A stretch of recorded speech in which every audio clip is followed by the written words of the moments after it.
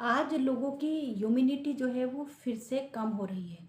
जैसे कि कोरोना के समय लोगों की इम्यूनिटी जो है वो कम हो गई थी और आज फिर से इसी तरीके की प्रॉब्लम हो रही है और छोटी-छोटी सर्दी, जुकाम, खाँसी पर लोग जो है वो बहुत ज़्यादा बीमार हो रहे हैं और कई-कई दिन तक जो है वो बिस्तर से नहीं उठ रहे हैं।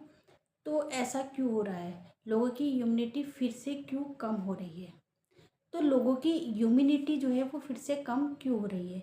तो ये मैं नहीं कह रही हूँ, आंकड़े कह रहे हैं कि कोरोना जो है वो फिर से नए रूप में वापस आ रहा है।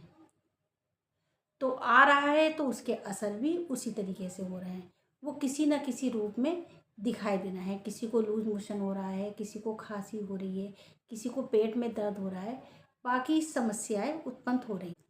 तो फ्रेंड्स, आप खुद समझदार हो और खुद समझ सकते हो कि कोरोना के समय जिस प्रकार की स्थिति आई थी और जिस तरीके का इन्फेक्शन फैला था, तो जिस तरीके का वायरस आया था वो जल्दी से तो जाने वाला है नहीं। उसका असर किसी न किसी रूप में रहेगा। तो इसीलिए कुछ ऐसी चीज़ों का प्रयोग करें जिससे हमारी इम्यूनिटी जो है वो बनी रहे। तो आज मैं आपको 3 चीज़ें बताऊँगी जिसका आप समय-समय पर प्रयोग करके अपनी इम्यूनिटी को बढ़ा सकते हैं। प्राचीन पौधों में तुलसी ही पावन और उपयोगी औषधि है। तुलसी हिचकी, खाँसी, विष, श्वास के रोग में लाभदायक है। कफ और दुर्गंध को दूर करने वाली है। खोए हुए सौंदर्य को प्राप्त करने के लिए तुलसी वायु रोगी के लिए वरदान है। तुलसी में से उड़ने वाली सुगंधित तेल आसपास की वायु में भरे रहने से वायु को सुगंधित और शुद्ध करती है। ये वायु जब श्वास द्वारा फेफड़ों में पहुंचती है तो हमारे सामान्य रक्त संचार शरीर का हर एक भाग, चाहे वो सूक्ष्म हो या स्थूल, नई स्फूर्ति और प्रेरणा पाता है और दुर्गम रोग भी ठीक हो जाते हैं।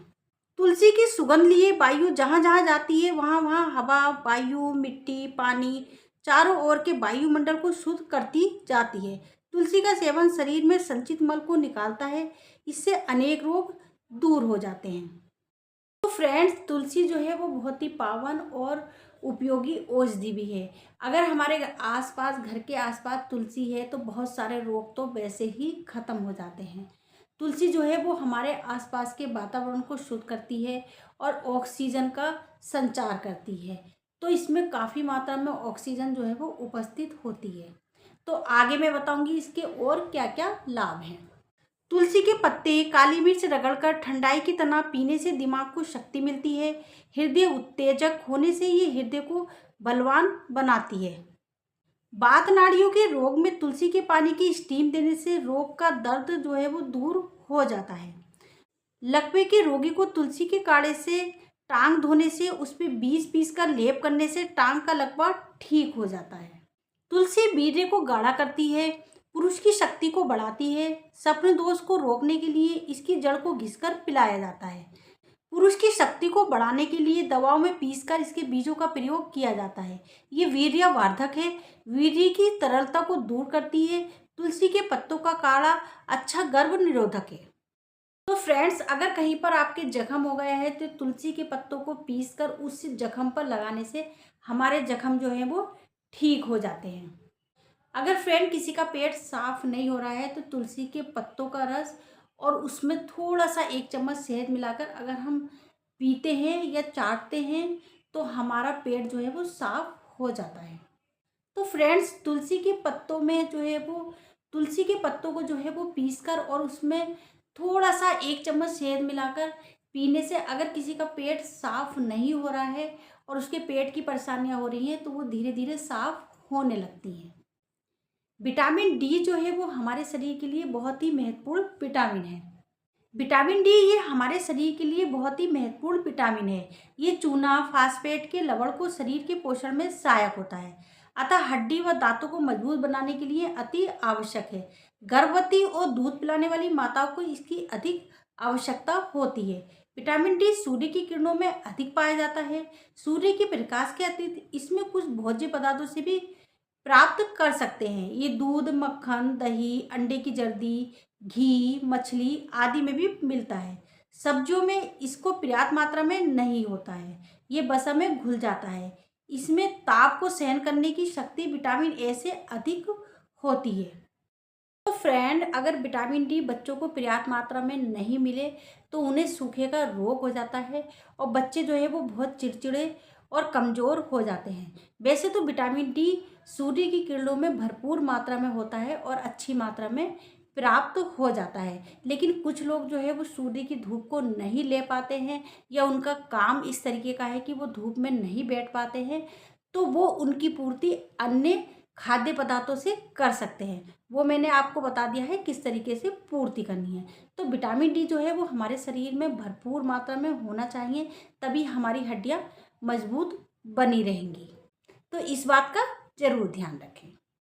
तो फ्रेंड, अगर विटामिन डी की कमी हो जाए तो कमर और जांघों में दर्द होता है और बहुत सी स्त्रियों की कमर जो है वो झुक जाती है और उनका कुबड़ सा निकल आता है। तो इसका कारण जो है वो विटामिन डी है।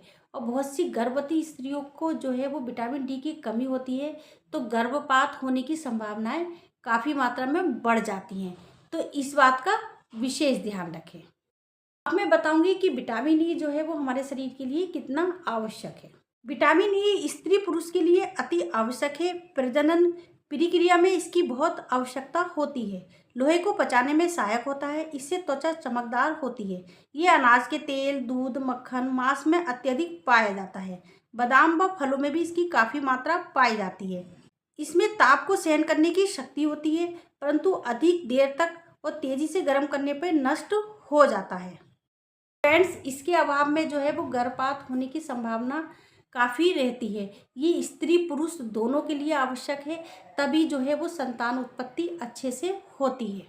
अगर ये हमारे शरीर में अच्छी मात्रा में ना हो तो त्वचा जो है वो सूखी और खुरदरी हो जाती है। फ्रेंड्स, मैंने बताया कि तीनों विटामिन जो है वो शरीर के लिए कितना उपयोगी है। अगर हम समय समय पर इनका प्रयोग करते रहते हैं तो हमारा शरीर जो है वो फिट फोर रहता है। और साथ साथ अनुलोम विलोम, कपालभाति और कुछ आसन जैसे कि सूर्य नमस्कार, ताड़ासन, तो इस तरीके के जो शक्तिवर्धक आसन है वो करते रहें। और साथ साथ समय समय पर वर्कआउट भी कर लें और समय मिले तो 15-20 मिनट जो है वो घूम भी लें। तो इस तरीके से हम करते हैं, अपनी दिनचर्या को मैनेज करते हैं। अगर हम दिनचर्या अपनी इस तरीके से बनाते हैं और सुबह टाइम से उठते हैं, टाइम से सोते हैं, अच्छा खाते हैं, साफ़ सुथरा खाते हैं, फल सब्जियों का अच्छे से प्रयोग करते हैं, तो हमारा स्वास्थ्य निश्चय ही अच्छा बना रहे।